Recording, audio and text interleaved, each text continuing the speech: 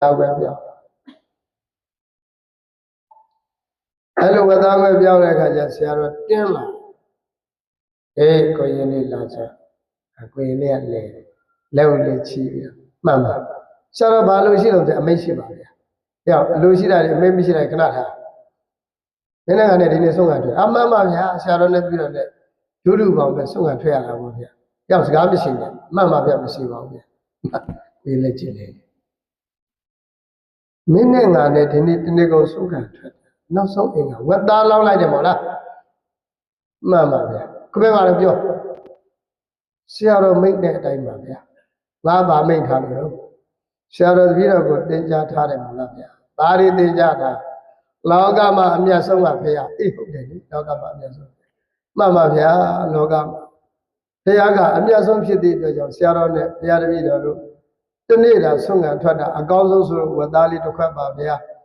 အဲ့ဝက်သားလေးကအကောင်းဆုံးမို့လို့အသာဆုံးအမြတ်ဆုံးဖြစ်တဲ့ဘုရားကိုအကုန်လူလိုက်ပါတယ်ဖေရဟော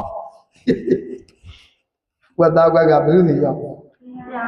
ရှားစီရောက်တော်တရားတရားကောင်းတဲ့ကိုရင်ပဲစိတ်ပြက်လက်ပြက်နဲ့ဇွန်းကြီးကိုပဲပြုတ်ထဲကိုထဲကလောင်ငဲတာတရားတရားသိကောင်းတယ်ကွာမှန်တော့ဘုရားဆုံးတော်ကတာကောင်းပါကိုရင်လေးကခြေလေလေးအဲ့ရတိလက်ရှင်ငယ်တာလေးအတိုင်းသူကလည်းကြံတယ်ငါလည်းဝက်သားစားခြင်းတယ်ဝက်သားတစ်ခွက်သေးဆိုတော့ဘုန်းကြီးစားပြီးမှငါစားဘုန်းကြီးကြည့်ရတယ်လေခြံမဲ့ပုံမပေါ့အဲ့လေဝက်သားစားခြင်းနဲ့ကြံဟဲ့ဆိုတော့ဖះသွားတွေ့တာလေတော့ဘာသွားတွေ့တာပြောဘာသွားတွေ့ဖះတင်လိုက်မှဖះဆွတ်တော့ချမှာသူကစားပါဖះကိုတယ်ကဲဖះကိုကြီးညိုလို့လားသူစားခြင်းလို့လားစားခြင်းလို့